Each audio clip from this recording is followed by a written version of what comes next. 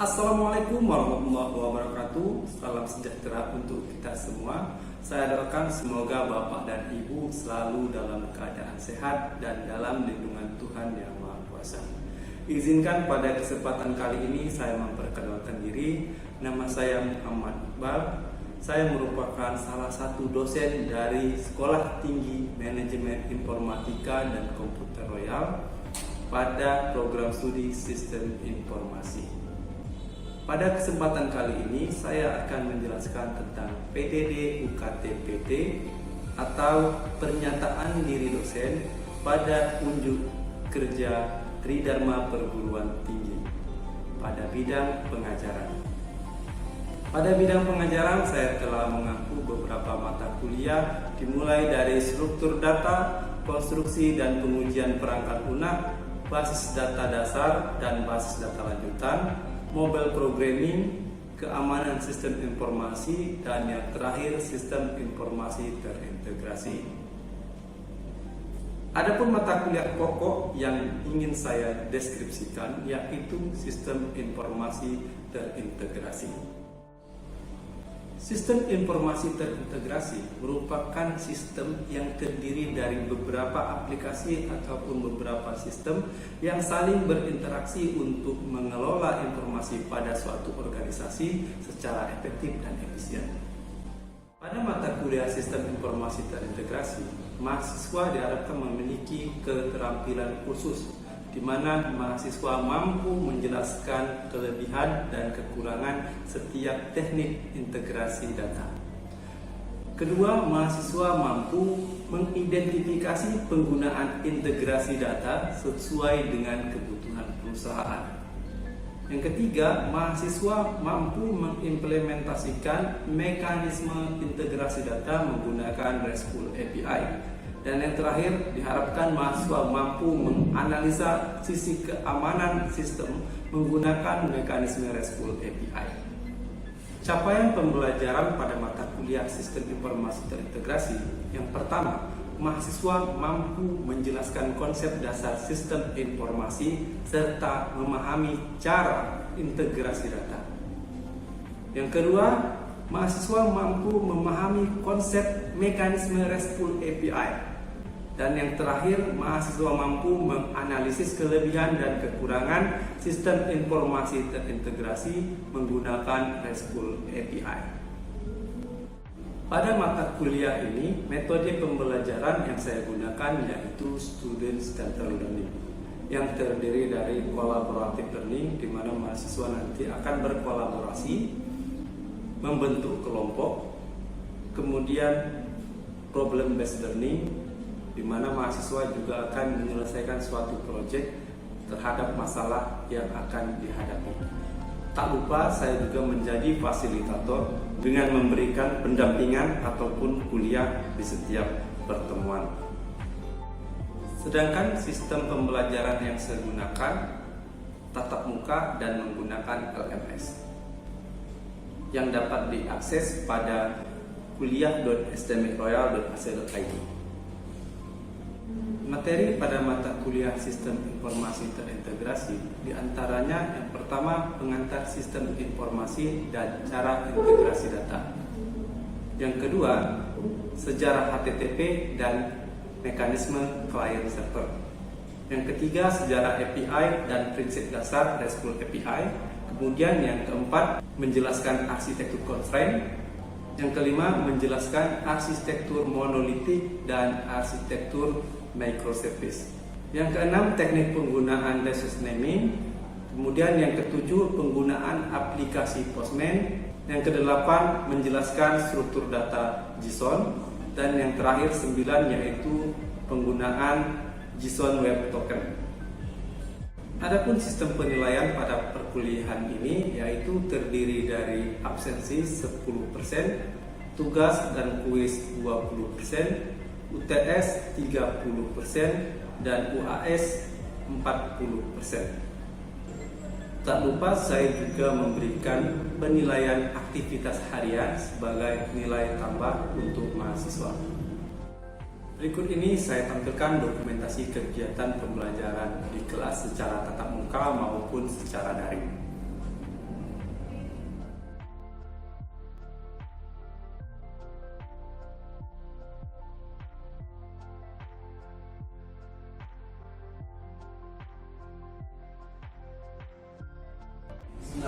Bismillahirrahmanirrahim. Assalamualaikum warahmatullahi wabarakatuh.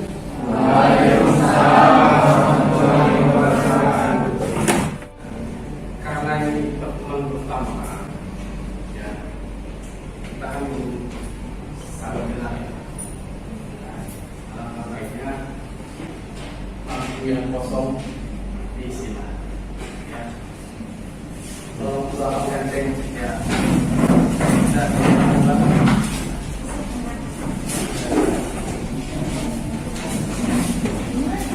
Nama Bapak Muhammad Iqbal, ya. Nah, untuk kontak nanti Bapak tampilkan di slide, ya. Pilihan, ya. Nah, mata kuliah apa itu? Saat membuat aplikasi, sering sekali kita akan melakukan integrasi dengan aplikasi lain. Nah, baik itu aplikasi yang kita buat sendiri ataupun aplikasi yang dibuat oleh pihak lain. Contohnya toko online, e-commerce. Yang pertemuan kita sudah diabsen. Bagi kawan-kawan yang belum datang, kabari, kasih kontak perkuliahan kita dan akses tugas nanti yang akan diberikan. Ya, untuk pertemuan pertama 2, 3 itu Bapak tiadakan tugas, tapi langsung penyampaian materi. Tapi kalian juga jangan lupa akses, ya, sebelum belajar itu akses dulu materinya di kuliah.stmraya.ac.id. Nah, demikian yang mungkin dapat Bapak sampaikan. Saya tutup dengan Assalamualaikum warahmatullahi wabarakatuh. Waalaikumsalam warahmatullahi wabarakatuh.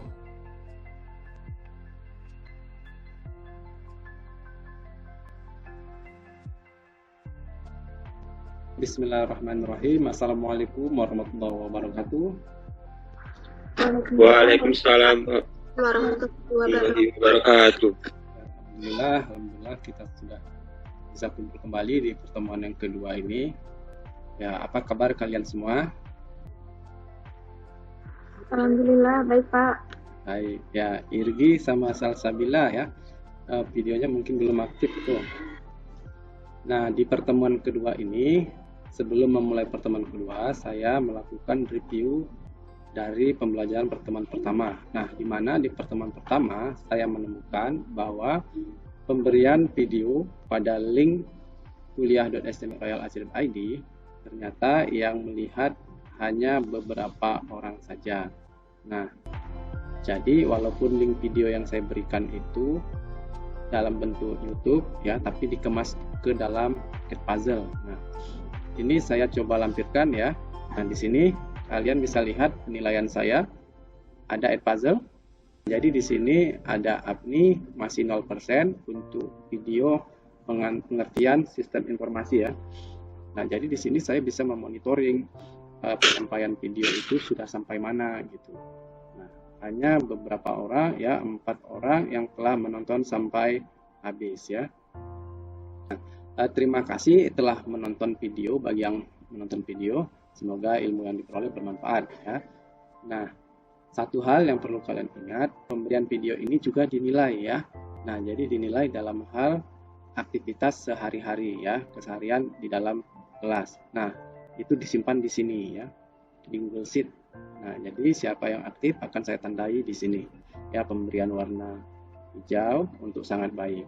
Nah, jadi sistem terintegrasi itu bisa menghasilkan ini, ya, pengolahan data lebih cepat, ya, dan lebih efisien. Nah, selanjutnya integrasi aplikasi, ya. Nah, saat membuat aplikasi, sering sekali kita akan melakukan integrasi dengan aplikasi lain. Nah, contohnya tadi seperti yang tadi, ya, Siakat dengan perpustakaan. Nah, baik itu aplikasi yang kita buat sendiri ataupun aplikasi yang dibuat oleh pihak lain. Nah, maksudnya apa aplikasi yang dibuat oleh pihak lain? Melampirkan tentang toko online, ya, e-commerce. Di mana e-commerce ini sistem akan terintegrasi dengan sistem logistik. Nah, sistem logistik ini untuk mengelola pengiriman barang. Seperti apa? JNE, kemudian Ninja, nah banyak ekspedisi-ekspedisi itu, ya, bagian logistik. Nah, jadi dia tidak serta-merta toko online itulah yang mengurus semuanya, tidak. Nah, jadi ada sistem terintegrasi di dalamnya. Banyak, ya, kita melihat aplikasi-aplikasi pembayaran di dalam satu aplikasi saja. Jadi dalam satu aplikasi kita bisa bayar pulsa, kita bisa bayar listrik, kita bisa bayar banyak ya. Nah, kemudian aplikasi belajar online ya, aplikasi belajar online sistem akan terintegrasi dengan payment gateway. Nah, payment gateway ini yang saya maksudkan tadi ya. Jadi bagaimana kalau misalnya peserta ini yang terdaftar di bagian pembelajaran online ya, dia ingin membeli kursus, nah dia bayar tapi langsung setelah dia bayar langsung aktif. Nah, bagaimana caranya? Ya tentunya dia melewati proses payment gateway. Nah, jadi kalau kelasnya misalnya sudah habis nih, ada kelas premium lagi. Nah, dia bisa lakukan pembayaran menggunakan payment gateway tadi ya. Nah, bisa dipahami Irgi? Gimana? Halo, Irgi, dengar suara Bapak? Iya, dengar Pak. Iya. Nah, ini lebih santai ya kita belajarnya. Oke. Nah, selanjutnya ini contoh ya dari integrasi aplikasi tadi. Nah, saya ambil di sini smartphone ya. Nah, di mana smartphone ini sebagai klien. Klien itu ya pengguna lah ya, pengguna menggunakan itu kan mengakses aplikasi ya melalui smartphone-nya, dan dibukalah satu aplikasi, misalnya di sini e-commerce ada Tokopedia maupun Shopee. Nah, saya sebut merek aja, bukan brand ya, bukan brand ambassador. Di sana menampilkan data-data produk. Nah, di mana data produk ini dia terhubung dengan bagian gudang. Nah, siapa yang menginputkan data produk? Ya tentunya toko. Toko di Shopee ataupun Tokopedia kan bukan satu toko ya. Nah, banyak toko di situ ya kan, banyak user. Setiap user dia bisa menjual produknya ya kan. Nah, jadi ya kebayang tuh kalau dia hanya berdiri sendiri aplikasinya. Nah, jadi aplikasinya ini sebenarnya dipecah menjadi beberapa layanan yang disebut dengan cross service ya. Nah, apa itu microservice? Itu nanti akan kita bahas. Itu bagian tentang arsitektur ya. Selanjutnya di dalam aplikasi belanja online tadi ada payment ya, payment gateway. Nah, seperti yang Bapak contohkan sebelumnya, perbankan ataupun startup pembayaran. Juga ada logistik. Nah, logistik itu ya kalau kalian lihat kan kita bisa milih, kalau belanja itu ya kita bisa pilih ekspedisi mana yang ready, yang mendukung ya. Karena tidak semua ekspedisi ya sama pukul rata gitu. Bisa jadi di toko A dia hanya ekspedisinya yang bisa mendukung ada 3 ekspedisi saja, di toko B bisa 2 gitu ya. Nah, jadi tidak semua. Begitu juga dengan chat atau game. Nah, jadi sebenarnya dari sekian banyak ini sistem-sistemnya ya, ini masing-masing ada yang ngembangin. Ya, ini bukan cuma satu orang aja gitu ya.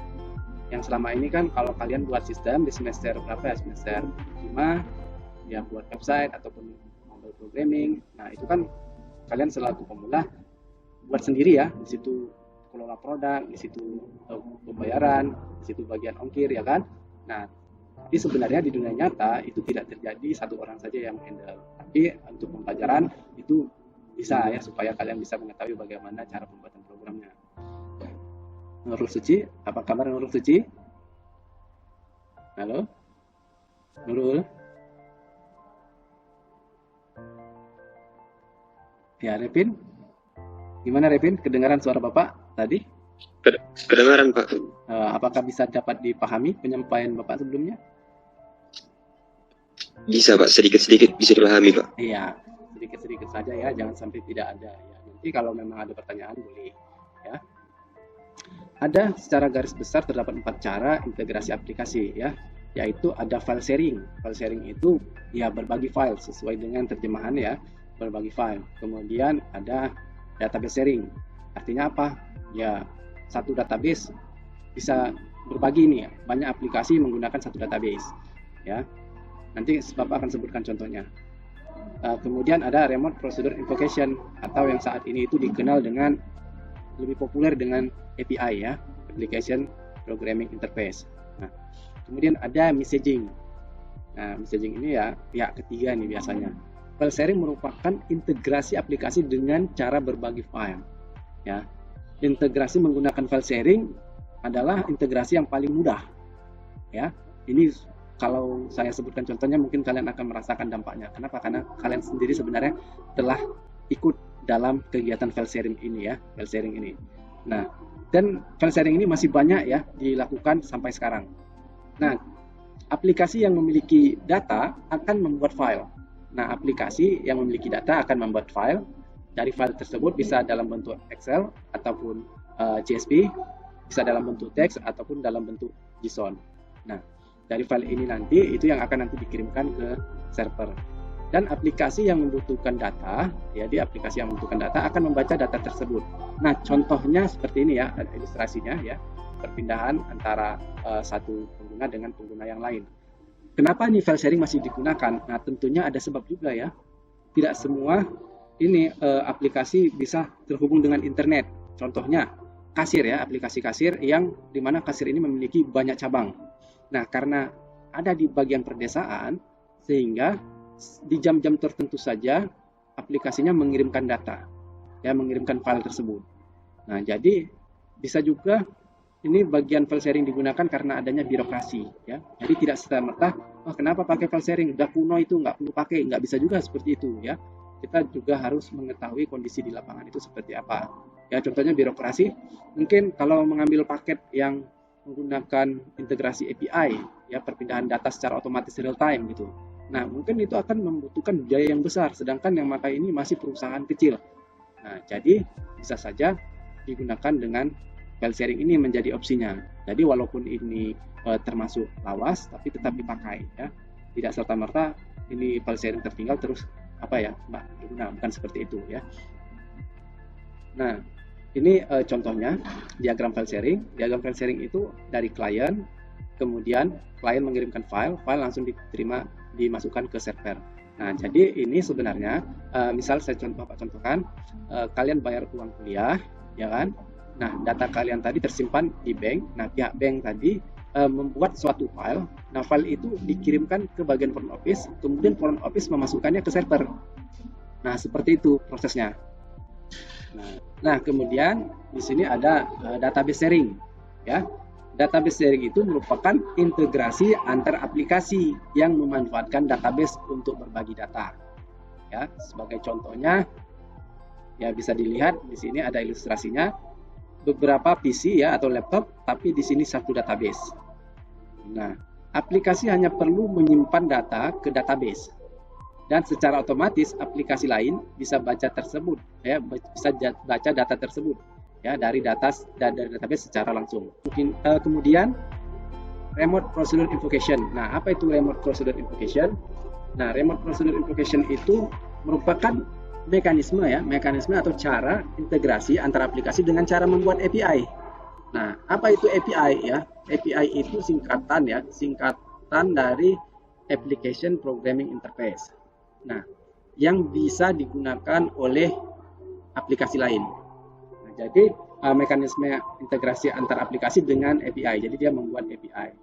Nah, aplikasi yang memiliki data, ya sebut saja aplikasi yang memiliki data, sebut saja misalnya Kampus STM Royal ya, memiliki data, dan ketika ingin dihubungkan dengan aplikasi yang lain, ya misalnya perusahaan yang di luar, nah maka yang memiliki data yang membuat API-nya, ya dia yang membuatkan API-nya.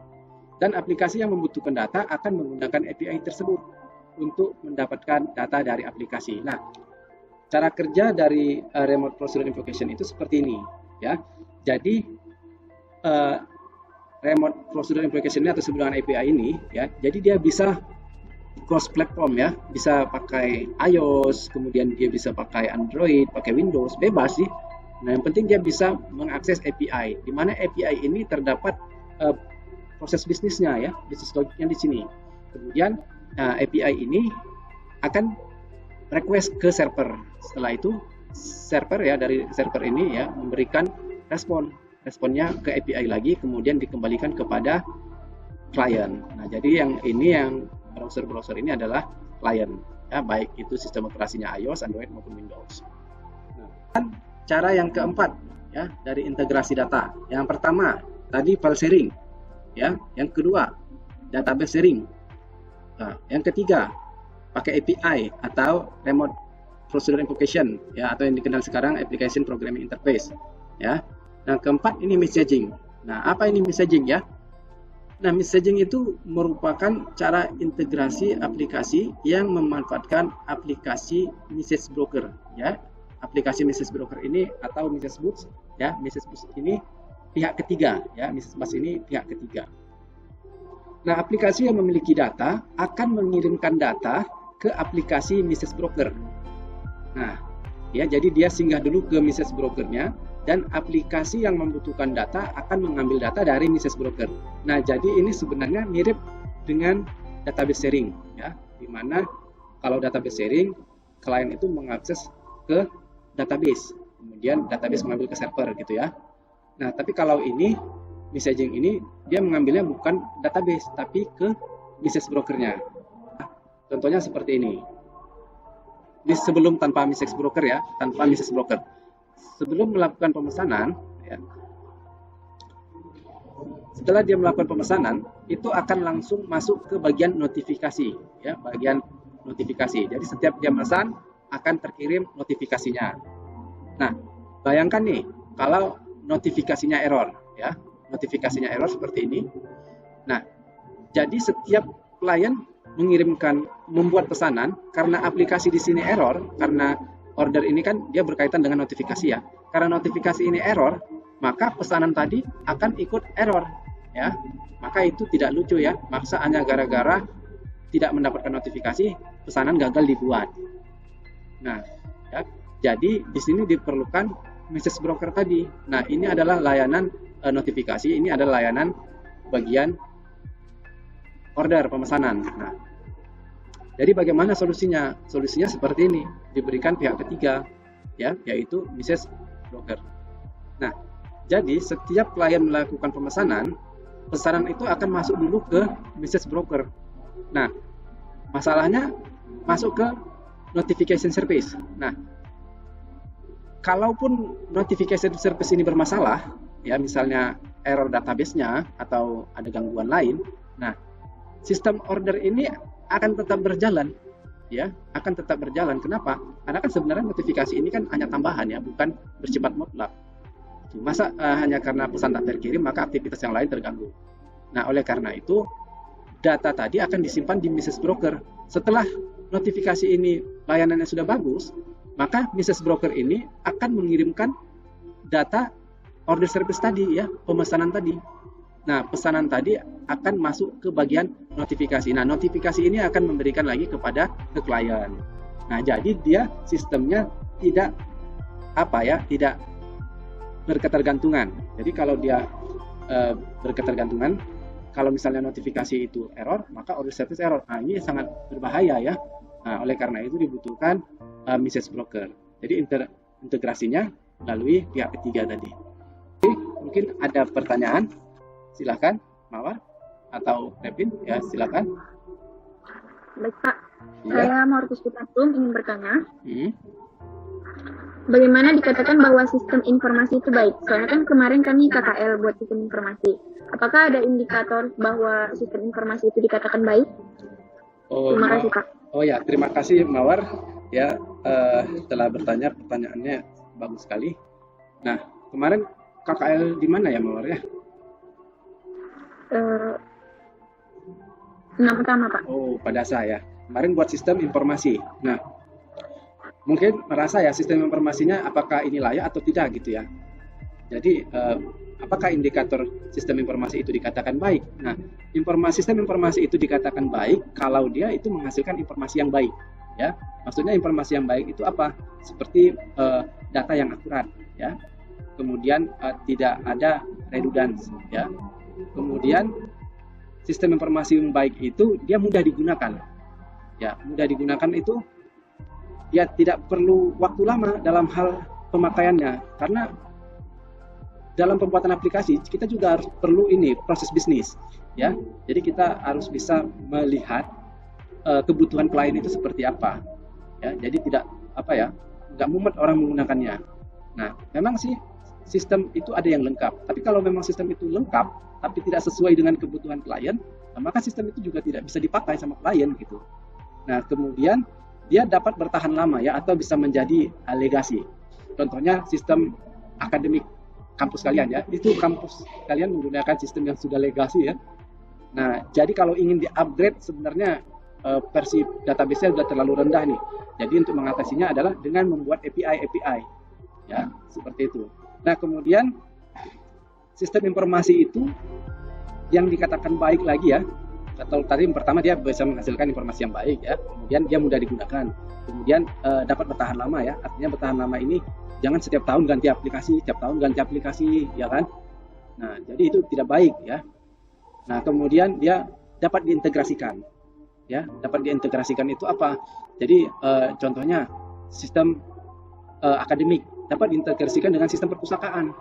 Nah jadi tidak harus lagi setiap mahasiswa harus buat akun lagi di perpustakaan, padahal dia sudah punya data di bagian akademik. Nah kemudian yang kelima itu ya dapat menciptakan keunggulan kompetitif sendiri lah ya. Dia punya nilai unik ya, sistem informasinya punya nilai unik berbeda dengan yang lain. Nah seperti itu ya. Mungkin itu saja dari pertemuan kita ya. Selanjutnya kalian bisa akses di e-learning ya. Di e-learning ini Bapak coba tampilkan. Jadi Bapak stop dulu. Nah e-learning untuk pertemuan yang kedua ini, slide yang Bapak tampilkan tadi itu bisa kalian download ya. Kemudian penjelasan Bapak juga bisa kalian tonton di pertemuan yang kedua ya, video integrasi aplikasi. Mungkin demikian kelas ini. Bapak absen dulu ya. Silakan dipasang ini ya videonya, Bapak screenshot saja ya. Siapa-siapa yang datang ya. Stop. Oke, nah ini Bapak screenshot. Ya, oke. Sudah. Ya. Senyumlah Irgi ya. Senyumlah Irgi ya kan. Nah, oke. Nah, oke Dayang, Apri, Repin, Dina, Suci, terima kasih. Kalian luar biasa. Semoga sukses selalu. Saya tutup dengan Assalamualaikum warahmatullahi wabarakatuh.